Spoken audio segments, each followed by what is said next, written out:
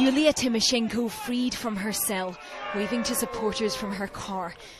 On her way now to Independence Square, this country's most famous political prisoner, now a symbol of a changing Ukraine. The presidential administration today is in the hands of the protesters, the barricades painted in the colours of the national flag. These men control this building now. Our hundreds of self-defense are protecting the government buildings from the hot heads and from another people. Where are the police? Police, I can tell you, I don't know. Through these gates, what was one of the most heavily defended sites in the capital, apparently abandoned in the night. The man who yesterday was in charge of security answers to the protesters now. This is the presidential administration building. See, the flag outside now has been lowered to half-mast in honour of those who have died here.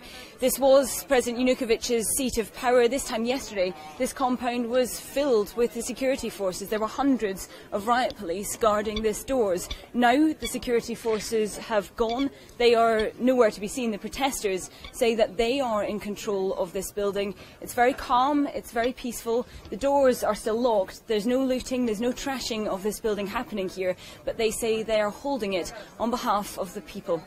I think we will wait until new president will come into this building. We are in full control of the perimeter of Maidan, and we are in full cooperation with the governmental workers who are responsible for the safety and sustainability of this building. We headed on towards Parliament, the protesters now coming from all sides, many still dressed for a fight. We passed exhausted volunteer medics sleeping on the street. On up over the burned out trucks.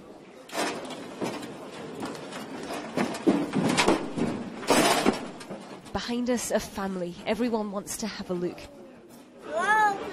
Glory to Ukraine, he says. They're bringing their children here. They want them to remember this day. A man with a trumpet started to play the national anthem. Everyone stopped. It's come to stand for so much. They feel this is the start of a new Ukraine.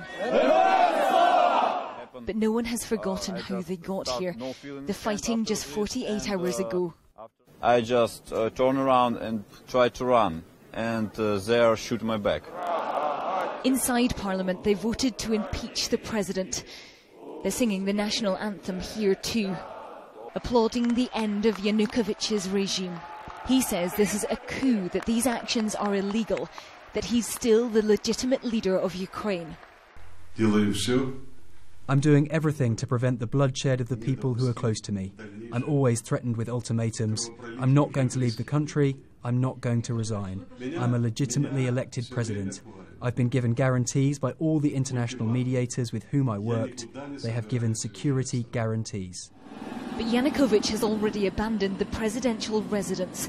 The crowds coming in such numbers, we had to hitch a lift on quad bikes to get through. Inside, a monument to one man's extravagance and a sense that the people are on the march. Victory!